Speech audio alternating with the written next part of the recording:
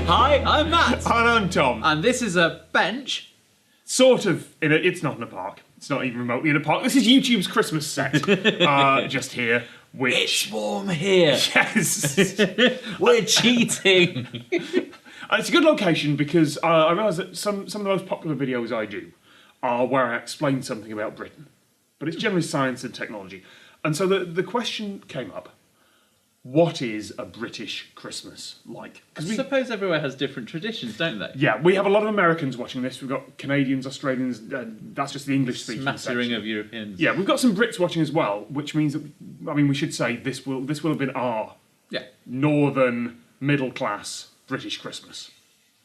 Yeah. And I'm sure every family has its own traditions and different things. But there are some things that no one, like Christmas crackers. No other country, as far as I know, has Christmas crackers. Really? Yeah. You try and explain Christmas crackers to Americans. Wow, I didn't know that was a different thing. So, it is effectively a rolled up tube of cardboard with an explosive inside and a toy. Tiny explosion. it just makes a little noise when you... It's like the ones that are like little bags of gravel and... We should have really brought flashbang them things. along here if we'd planned this. But you grab one end of it. One in the No. You grab one end each. I'm miming here. Yeah. Help me. And you go... And then whoever has the larger half of the crack, it's got a couple of places where it... its cross section is... Yep. Whoever has the large part wins? I like how we both put a question mark on. Because what you get is a cheap paper... Cheap paper party hat. Yep. I actually Instagrammed a picture of I'll one of put them the that other up. day. Yeah. It's a tiny hat. They're always too small to fit my head. I've got lots of hair, you can see, and I always snap them. So there's a picture of a broken one of them on my Instagram. You fixed it with Sparky's tape, presumably, because you're an engineer. What else do you get? You get a terrible joke. Yes. I heard a theory about this. Okay. I heard a theory that those jokes are deliberately terrible because it's something uniquely British.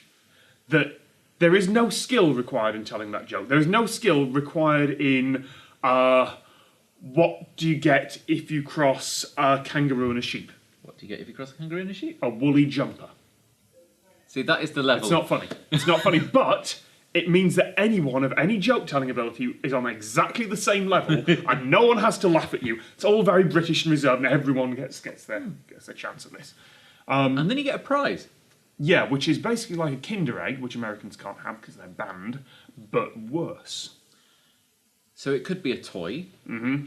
A lot of the time, I find it's like those little metal puzzles where you got two rings of weird shapes. That you It's have whatever. to, It's whatever they can get remaindered from left over from the Christmas market in.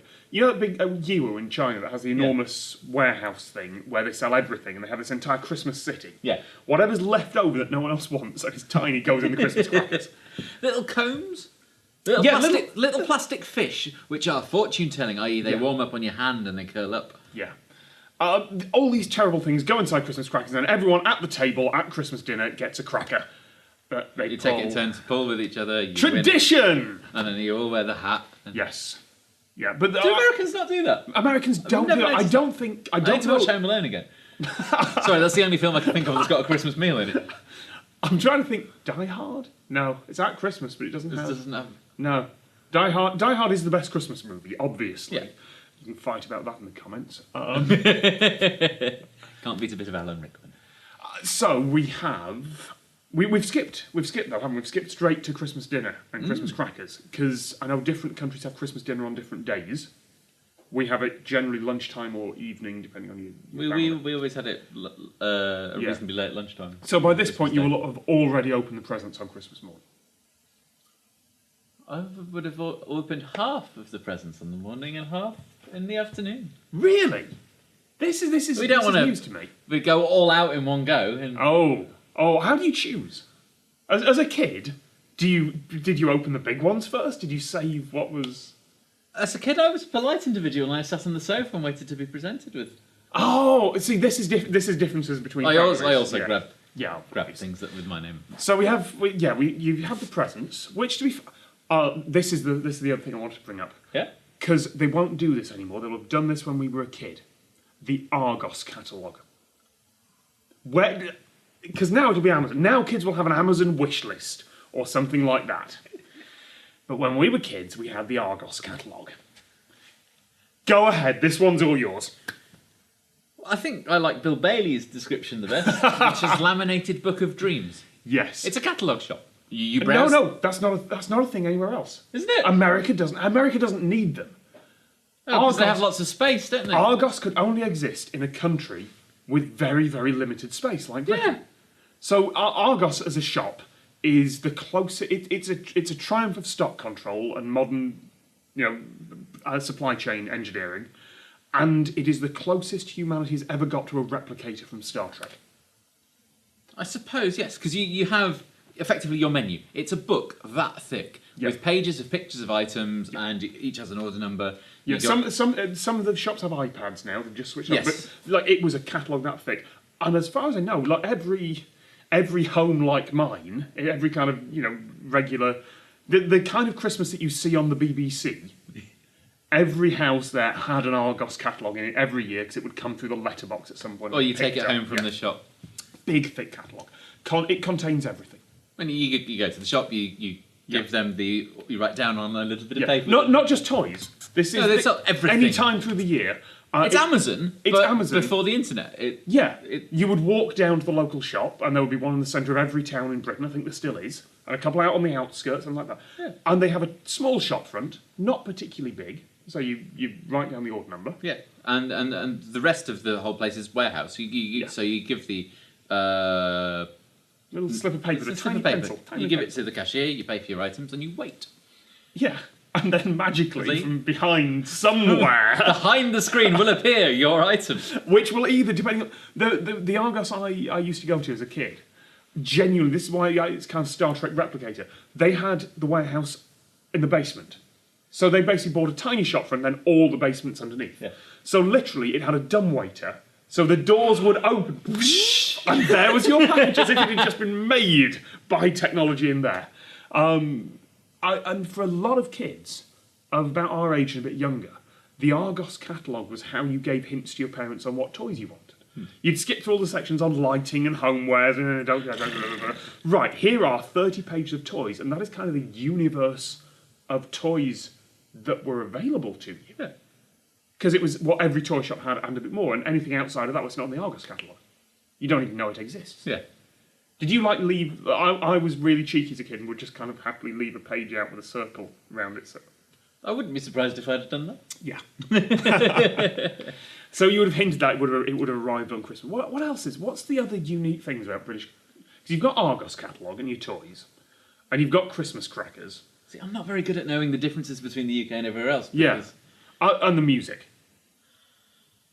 You lost the Pogues game today. Yes. You lost, right. You know that Christmas song by the Pogues? You are handsome. Ain't up you. Okay, it is voted the nation's favourite Christmas song. Is it? Yes, multiple times. Awful. It's a really bitter Irish Christmas song of two people hating each other. It's dated. It's horrible in many ways, and we have a standing game that you have to try and get through December without hearing that song, which is incredibly difficult. Every shop plays it, every radio station plays it. How you work at a radio station? We're recording this on December the what? 18th. 18th. How did you make it to December the 18th without hearing the Pogues working at a radio station? I must have just been very lucky because I flicked through several different radio stations at work. That must have missed it every time. I lost on December the 9th this year, thanks to Norwegian radio. We were listening. I said I did some filming in Norway. We had a long road trip, and the radio was tuned to this station called Metro, which appeared to play a combination of 90s Britpop and Christmas songs at the start of December. It's about 50-50. And with no real... Like Ronan Keating's song. Cliff Richard's Mistletoe and Wine in Norwegian. Didn't even know it had been come. I was halfway between, and we get into the car after one shoot. We all sit down. Engine turns on, and for no reason that the guys in the front of the car can discern, I suddenly go, "Oh bollocks! What have you forgotten? What's wrong?" It's yes, it's the bloody Pogues. But that song isn't popular. Like, there's a whole lot of music that was made in the 60s, 70s, 80s, actually mostly 70s, I think, that is played in Britain that is not played in the US. And presumably not anywhere. Has it not made it over? I wish it could be Christmas every day. Not made it over. It wouldn't do, would Merry it? Christmas Everyone by Slade. Nope. Okay. Not that. We should make a play. There's going to be a Spotify playlist, yes. in the description of what a British Christmas music is. It's all of America's traditional one is all the old Nat King Cole and the old classics from the 30s and 40s. Do you remember that XKCD chart? Sorry, I'm rambling here, but it's kind of the point. Change. Oh wait, no, you always. XKCD Yeah. did a chart on the years that Christmas songs were in the US, and it's all 40s, 50s, 60s. That confused me because The US is 20 years earlier than we are. Huh. And we've still got, there's a couple of 2000s and things like that. I mean, every single musical act puts out a dodgy Christmas single. Is Christmas, you work in radio, is Christmas number one still a thing? Because it got ruined by the X Factor. They still play it as a reasonably big thing, but Yeah. there's a decline in music sales, Yeah. isn't there? So Declining singles. So, Yeah. you should explain Christmas number one. You're our radio expert.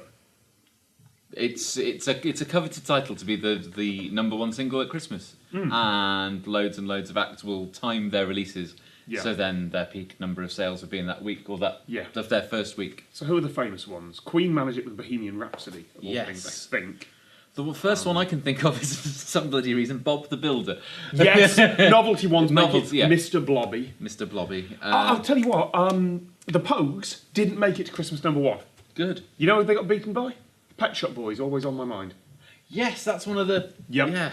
So sometimes it's a Christmas track, sometimes it's... But for many, many years, again, all through our childhoods, Christmas number one was a big thing. And the biggest one since social media, there've been every year there's a new Facebook group to say, don't let X Factor get to number one. Yeah, because X Factor broke Christmas number one. Yeah. The Pop And Idol Pop Idol before as well, yeah. Before it, they timed their series To so end. they would get Christmas number one year after year after year. And in fact, they used to make a big thing of, they had Andy Peters in the factory with the first CD, and then Physical CD. in the studio of the Was that- Pepsi charts, they would have... Was that actually him, or did he just do that in Peter Kay's parody of it? Oh, I don't bloody know. But yeah, it was like, we're physically making the CDs now. All right, off they go. And then a couple of weeks later, they cut to the live radio studio as Yeah. as they're reading it out. But yeah, that's not a thing because X Factor broke it. Apart from that year when when the Facebook "Let's get this to number one" actually worked. And that was Rage Against the Machine. Yes, Killing in the Name. Yes, Christmas number one, deliberately to annoy Simon Cowell. And it worked. It got lots of airplay. Only half the track, though. Gets quite sweary near the end. I love it. They invited Rage to play it live on, I think it was Radio 4 or something like that. And they said, but you will cut out the sweary bit at the end. Like, yeah, absolutely. The sweary bit that includes, I won't do what you tell me. Do you think they actually stopped that? They carried No, on, they just didn't faded they? it down. Oh. No, they got a couple of lines out, and then someone in Radio 4 went, no, you're not having that. Bye-bye! So yeah, the old Christmas. But the thing is, we're talking about our childhoods here, because neither of us have kids. We don't know what is a 12 and 13-year-old's Christmas like. What are they hoping for under the tree? Is it a tablet? This is where we ask our younger viewers. Yeah. What on earth are you wanting for Christmas, and what's it like now? Because Christmas for me is going home to the folks and kind of sitting around and realising that it's not like it was when we were kids anymore. I generally go around to my parents then, and we're all sat in front of the TV. I get a bit bored and make something stupid for the web. Yes! This is the reason we're putting this video out on Christmas Eve. Because it's starting to get to the point where everyone is on their own screens and is starting to resent their families just a little. Just a little. I love my folks. But at the same time, 3 days coped up with you just start to get... And for me, adult Christmas is a lot more different this year to child Christmas for me. Yeah? Because I work shifts. I'm actually working Christmas Day this year. So Oh, I'm having fake Christmas. Well, by the time you're watching this, I'll have already had fake Christmas Yeah. and I'll now be back at work. Yeah. But to me, it doesn't matter. Exactly. It's all about seeing the family and Yes. that kind of thing, and I'm going to do that. I just don't have the transport chaos, That's true, because America kind of keeps running on Christmas Day, more or less. Oh, I would imagine they do that, yeah. Everything is shut on Christmas Day. Yes. Public transport in London, Christmas Day and Boxing Day, shut down. Until 4 years ago, even every single shop was shut. Yes. In the last maybe 4 years, Yeah. odd little corner shops are opening for a couple of hours. Yes. But other than That's that, it goes like a European bank holiday. You can't do anything anywhere at all. Yeah. Which is just... You end up being cooped. I mean, you might drive somewhere with your family. You might go off to... Go on a walk. Go on a walk, something like that. But ultimately, this is what the internet is for. You escape from the world. Do you have a family tradition of what you eat for breakfast? No. Because it's a family thing. Yeah. We always have croissants for breakfast Huh. on Christmas Day. I bet every How family... bourgeois do I sound? We are talking about middle-class British Christmas here. Like, there are going to be so many traditions that we were never a part of because we either weren't the royals and eating swan, or we weren't worrying about how much our parents had to spend on their Christmas presents. Like, I'm sure my parents never pushed the boat out too far, but I never had to worry about where my next meal was coming from. And yeah, we're sat in the middle, and we can only talk for us two. Now, I can think of two things that are probably very common for the rest of the UK, one more than the other, and that probably never occurred for both of us. All right. Number one, copious amounts of drinking. Oh, yeah. I mean, that wasn't my family, but it's British tradition. I mean, to be fair... I don't have a very alcoholic family, but... To be fair, copious amounts of drinking is just a British tradition Yes. in general. But on Christmas Day, Yeah. that is what they will start drinking at Yes. breakfast and carry on throughout the day. Yeah. As I understand. Yeah. Tell us in the comments where you think we're wrong. Second thing Yeah. that you won't get anywhere else. What happens at 3 p.m, Tom? Oh, the Queen's speech. The Queen. We never watched the Queen's speech. No. It's broadcast on the radio and on Yeah. the TV live. She makes a speech. She makes a speech. My loyal subjects, today has been a wonderful day in the royal household. I don't know why I sound like this, but that's my Queen impression. Okay, Queenie. It's weird. Normally when I do falsetto, I go brummy. I don't know why. I don't know why. Yes, the Queen makes a speech to her subjects. She will say, "Oh, it's been a hard year, but you've Yeah. done well. Yeah. Thank God for our armies because they're being armies." Yep. And, That's and fantastic. the current government has also told me to say the following things. Yes. Channel 4 will do an alternative Christmas message each year. I think The Simpsons did it one year. Yeah, didn't they alternate between comedians or comedy acts and really serious ones. Yeah. So I think Sacha Baron Cohen did it as Ali G one year. Yes. But I think then next year they had a survivor from... I don't know which disaster it was that year, Yeah. but they will flip-flop between those each year. And they don't get quite the ratings, but that's what Channel 4 is meant to do. Yeah. They're meant to be... the Challenging, alternative. aren't they? Yeah. That was our Christmas. Is there anything else you can think of, other than, people steadily getting drunk and seething family resentment around board games? Did your house have a copy of Monopoly that just never got played after a while because it always led to seething family resentment? Yeah. It's a terrible game. Or Borden. One of us would just walk off and start doing something else. That's Christmas. Yeah. That's Christmas in Britain, at least it was for us. Is leaving a mince pie and some sherry out for Santa on the Oh no, Christmas Eve? Is that I think lots of places do translated? that. Okay. Yeah, lots of places do that. Oh, there you go. That petered out, didn't it? Yeah. Much like most Christmases. Dum.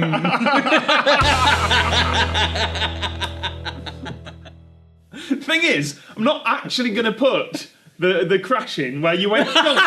I'm just going to leave you going dum.